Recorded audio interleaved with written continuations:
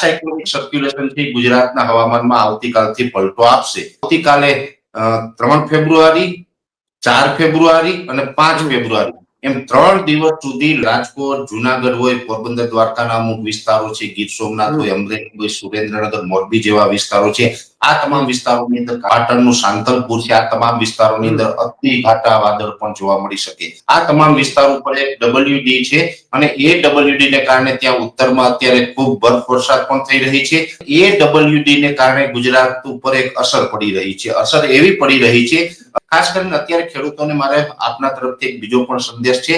હાલ આપણે જોઈએ તો ગુજરાતના ખેડૂતો ચિંતામાં છે. જગતનો તાત છે તે અત્યારે ચિંતામાં છે, કારણ કે ગુજરાતમાં ફરી માવઠાના ઝાપટા પડે તેવી આગાહીના એંધાણ વર્તાઈ રહ્યા છે. જ્યાં કારણ કે અનેક ખેડૂતો પાક વાવતા હોય છે, શિયાળુ પાક વાવતા હોય છે, તેમના માટે અત્યારે આફતનો વંટોળ છે.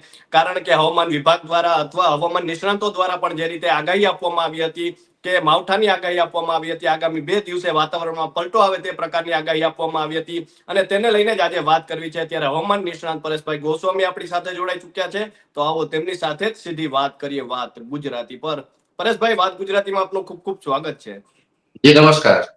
પરેશભાઈ, શું કહેશો કે લાખો ખેડૂતો છે અત્યારે આપને પૂછી રહ્યા છે, હવામાન વિભાગ જે રીતે આગાહી આપી હતી અને હવામાન નિષ્ણાતો દ્વારા આપે પણ આગાહી આપી હતી કે 2 તારીખે વાતાવરણમાં પલટો આવી શકે છે, અને 2 તારીખ આજે છે, તો અનેક ખેડૂતો પૂછી રહ્યા છે, શું આગાહી છે? ચોક્કસથી કૃપાલસિંહભાઈ, આમ જોવા જઈએ તો એક અત્યારે મોટો પર્વ પણ ગણી શકાય. પર્વ એ છે કે વસંત પંચમી અને વસંત પંચમી આવે અને વાતાવરણમાં ફેરબદલ ન થાય એ પણ એક આશ્ચર્યની વાત કહેવાય. એટલે વસંત પંચમી એ થોડીક ચિંતાનું જે કારણ બન્યું છે એ છે હવામાનની અસ્થિરતા. આમ જોવા જઈએ તો ચાલુ વર્ષે શિયાળો છે હજુ વિદાય લઈ રહ્યો નથી. શિયાળો થોડોક લાંબો ચાલી રહ્યો છે અને ઘણા બધા વેધર એક્સપર્ટ મારા જેવા ઇન્ડિવિજ્યુઅલ હોય કે કોઈ હવામાન વિભાગ હોય, કોઈ પ્રાઇવેટ કંપનીઓ છે જે વેધરનું કામ કરે છે, બધાનું એક અનુમાન હતું કે આવનારો જે શિયાળો છે થોડોક લાંબો ચાલશે. એ જ મુજબ થોડોક લાંબો ચાલી રહ્યો છે. ગયા વર્ષની વાત કરવા જઈએ તો ગયા વર્ષે આ ટાઈમે ઉનાળાની શરૂઆત થઈ ગઈ હતી, પણ હજુ ઉનાળાની શરૂઆત નથી થઈ. ઉનાળાની શરૂઆતના લક્ષણો એ હોય છે કે જ્યારે પણ ટેમ્પરેચર છે 35 ડિગ્રીને અડીએ, પારો છે 35 ડિગ્રીએ પહોંચે, ત્યારથી આપણે ઉનાળાની શરૂઆત ગણી શકાય છે. આજની તારીખે જોવા જઈએ તો રાજ્યના અલગ અલગ વિસ્તારોની અંદર તાપમાન છે એ 30 થી 32 ડિગ્રીની રેન્જમાં ચાલી રહ્યું છે. હવે આ જે મહત્તમ તાપમાન 30 થી 32 ડિગ્રીની રેન્જમાં ચાલી રહ્યું છે, એની જગ્યાએ જે લઘુત્તમ તાપમાન છે હજુ પણ 12 થી 14 ડિગ્રીની રેન્જમાં જોવા મળી રહ્યું છે. એટલે મહત્તમ અને લઘુત્તમ તાપમાન વચ્ચે એક લાંબો અંતર અત્યારે જોવા મળી રહ્યો છે કે આપણે મિક્સ ઋતુનો સામનો કરી રહ્યા છે. મિક્સ ઋતુનો સામનો એટલે કે રાત્રિના ટાઈમે આપણે શિયાળા જેવો અહેસાસ થાય અને દિવસના ટાઈમે, બપોરના ટાઈમે આપણે થોડોક ઉનાળાની શરૂઆત થઈ હોય એવો માહોલ આપણે જોવા મળે છે. આ મિક્સ ઋતુનો સામનો છે એ આપણે સંપૂર્ણ ફેબ્રુઆરી મહિના દરમિયાન કરવો પડે તેવી શક્યતાઓ છે. માર્ચ મહિનાથી ધીમે ધીમે ઉનાળાની શરૂઆત થશે, કેમ કે અત્યારે જે ઉત્તર ભારતના જે પહાડો છે એના ઉપરથી બેક ટુ બેક WD એટલે કે વેસ્ટર્ન ડિસ્ટર્બન્સ પણ પસાર થવાનું ચાલુ છે. હજુ પણ વેસ્ટર્ન ડિસ્ટર્બન્સ આવી રહ્યા છે. છેલ્લા 2 દિવસથી કાશ્મીર હોય, લેહ લદ્દાખ હોય, હિમાચલ પ્રદેશના વિસ્તારો છે, આ તમામ વિસ્તારો ઉપર એક WD છે અને એ WD ને કારણે ત્યાં ઉત્તરમાં અત્યારે ખૂબ બરફ વર્ષા પણ થઈ રહી છે. આના પછી પણ પાછળ હજુ એક WD આવી રહ્યું છે અને એ WD ને કારણે ગુજરાત ઉપર એક અસર પડી રહી છે. અસર એવી પડી રહી છે, અત્યારે જોવા જઈએ તો આપણે રાજસ્થાનના અમુક ભાગો પર સાયક્લોનિક સર્ક્યુલેશન ક્રિએટ થયું છે. હવે આ સાયક્લોનિક સર્ક્યુલેશન થી ગુજરાતના હવામાનમાં આવતીકાલથી પલટો આપશે. જો કે આપણે એક નસીબદાર એ છે કે ઘણા સમયથી એક લાંબા ગાળાનું અનુમાન હતું કે જેવી રીતે રાજસ્થાન ઉપર સાયક્લોનિક સર્ક્યુલેશન બનશે એની સાથોસાથ જે આપણે કચ્છ અને સૌરાષ્ટ્રની નજીકનો જે અરબ સાગર છે તેમાં પણ એક સાયક્લોનિક સર્ક્યુલેશન બને તેવી શક્યતાઓ હતી. જો કે એ શક્યતાઓ ટળી છે, એટલે જે માવઠાના ઝાપટા પડવાના જે વિસ્તારો છે, વિસ્તારો ઘટ્યા છે પણ ખતરો ટળ્યો નથી. માવઠાના ઝાપટા આવતીકાલ અને પરમ દિવસ 2 દિવસ સુધી હજી પડે તેવી શક્યતાઓ છે, પણ વિસ્તારો ઘટી ગયા છે, એ ચોક્કસ વાત છે. હવે આવતીકાલ આમ જોવા જઈએ તો ગઈકાલે 1 ફેબ્રુઆરી હતી, આજે 2 ફેબ્રુઆરી થઈ છે. સતત 2 દિવસથી રાજ્યના અલગ અલગ વિસ્તારોની અંદર હાઈ લેવલના વાદળો જોવા મળ્યા છે. એટલે કે જે 500 HPA લેવલનું જે લેવલ છે એ 500 HPA લેવલે તો 2 દિવસથી વાદળ જોવા મળી રહ્યા છે. એ વાદળ છે હાઈ લેવલના છે એટલે એમાં માવઠાઓ પડે કે ઝાપટા પડે તેવી શક્યતાઓ ન હોય, કેમ કે હાઈ લેવલના વાદળ છે એ વરસાદ માટે સક્ષમ હોતા નથી. પણ આવતીકાલથી જે વાદળો જોવા મળશે, કેમ કે રાજસ્થાન ઉપર જે સાયક્લોનિક સર્ક્યુલેશન છે ને એને કારણે જે ગુજરાત ઉપર અસ્થિરતા બની રહી છે, આ અસ્થિરતાને કારણે આવતીકાલે 3 ફેબ્રુઆરી, 4 ફેબ્રુઆરી અને 5 ફેબ્રુઆરી એમ 3 દિવસ સુધી લો લેવલના ક્લાઉડ જોવા મળે તેવી શક્યતાઓ છે. લો લેવલ એટલે લગભગ 700 HPA લેવલ અને 850 HPA લેવલ, બંને લેવલ ઉપર આવતીકાલે વાદળા જોવા મળશે. અને એ વાદળને કારણે સૌરાષ્ટ્ર, કચ્છના જે પૂર્વ ભાગો એટલે કે રાપર તાલુકાના વિસ્તારો છે, પછી સૌરાષ્ટ્રનું જે રાજકોટ, જુનાગઢ હોય, પોરબંદર, દ્વારકાના અમુક વિસ્તારો છે, ગીર સોમનાથ હોય, અમરેલી હોય, સુરેન્દ્રનગર, મોરબી જેવા વિસ્તારો છે, આ તમામ વિસ્તારોની અંદર કાંટા વાદળો જોવા મળશે. અને એ સાથે અમદાવાદ, ગાંધીનગર જેવા વિસ્તાર છે કે જે મધ્ય ગુજરાતનું હિસ્સો છે, અમદાવાદ, ગાંધીનગર છે, વડોદરાના વિસ્તાર છે, વિરમગામ છે, સાણંદ જેવા વિસ્તારો છે, પાટણનું સાંતલપુર છે, આ તમામ વિસ્તારોની અંદર અતિ ઘાટા વાદળ પણ જોવા મળી શકે. અને ઉત્તર ગુજરાતના જે નવો જિલ્લો છે, વાવ, થરાદ હોય, બનાસકાંઠા છે, સાબરકાંઠા છે, મહેસાણા જેવા વિસ્તારો છે, એ સાથે અરવલ્લીના પશ્ચિમ ભાગો છે, આ તમામ ભાગો ઉપર પણ આવતીકાલે 3 તારીખ અને પરમ દિવસે 4 તારીખ એમ 2 દિવસ સુધી વધારે ઘાટા વાદળ જોવા મળશે, ત્યાં વધારે અસ્થિરતા જોવા મળશે. એટલે કાલ અને પરમ દિવસ 2 દિવસ સુધી ઉત્તર ગુજરાતના ભાગોની અંદર છૂટાછવાયા હળવા સામાન્ય ઝાપટા જોવા મળશે.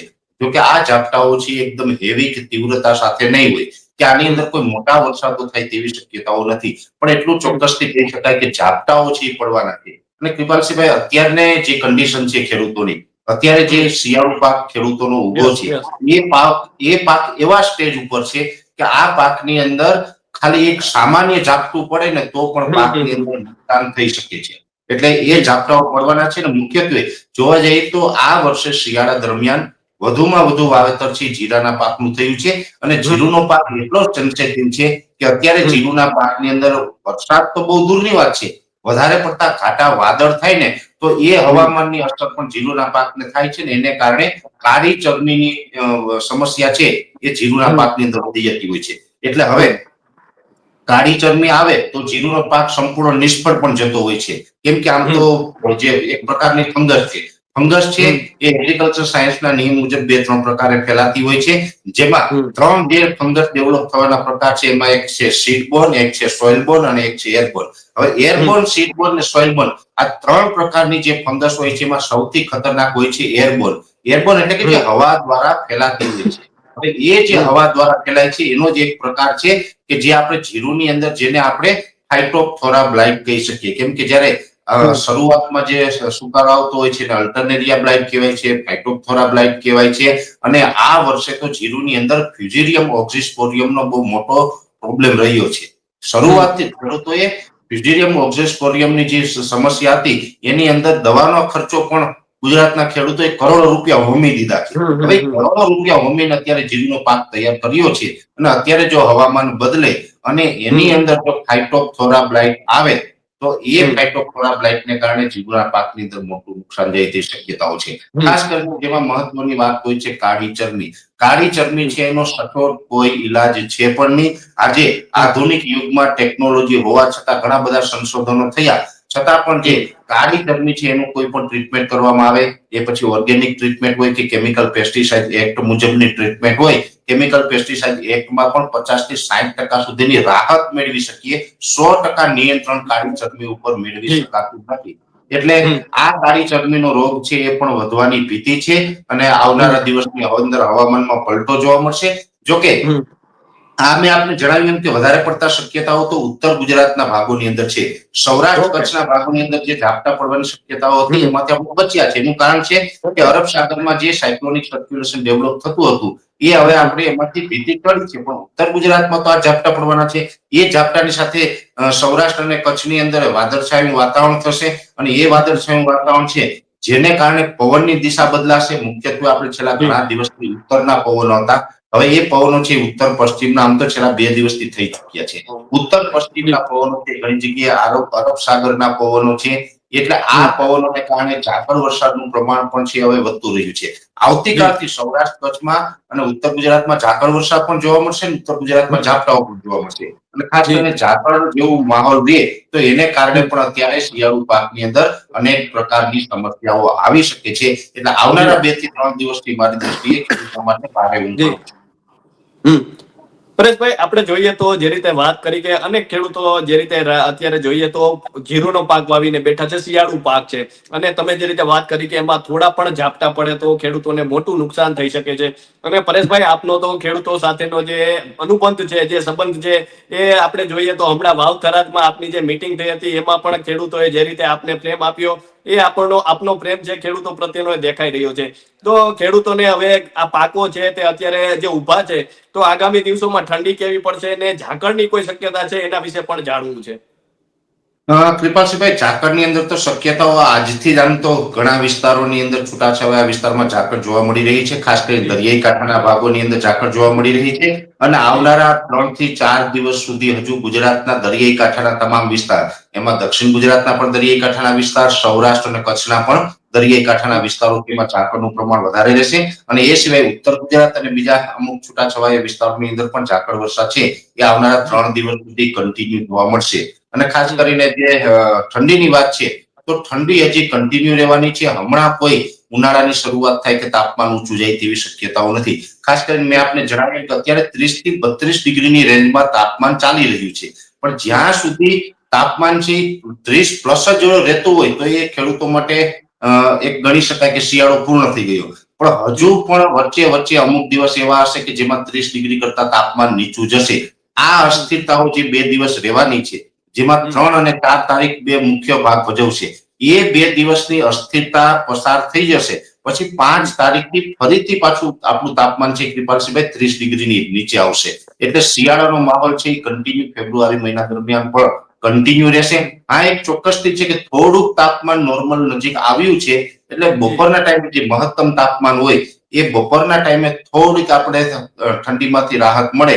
બાકી ઠંડી રેગ્યુલર હમણાં કન્ટિન્યુ જોવા મળશે. ઓકે.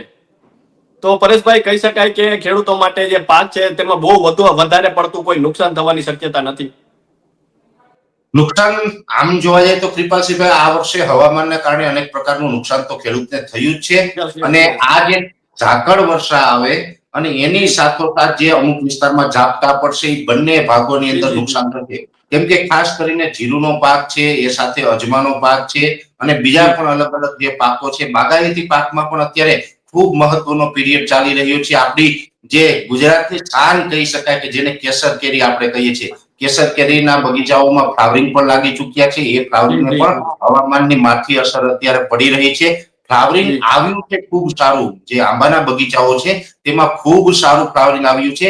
આ ફ્લાવરિંગ ઘણી વખત ખરતું પણ હોય, નાની કેરી હોય ત્યારે પણ એ ખરી જતી હોય. પણ જેટલું ફ્લાવરિંગ લાગ્યું છે એનું 20% ફ્લાવરિંગ પણ જો ઉત્પાદનના રૂપમાં કન્વર્ટ થશે તો બમ્પર ઉત્પાદન કેરીનું આવે તેવી શક્યતાઓ છે આ વર્ષે. એટલે આપણે તો ભગવાનને પ્રાર્થના કરીએ કે ખેડૂતોને ખૂબ સારું ઉત્પાદન મળે. પણ પછી તો હવામાન કેવો સહકાર આપે એના ઉપર છે.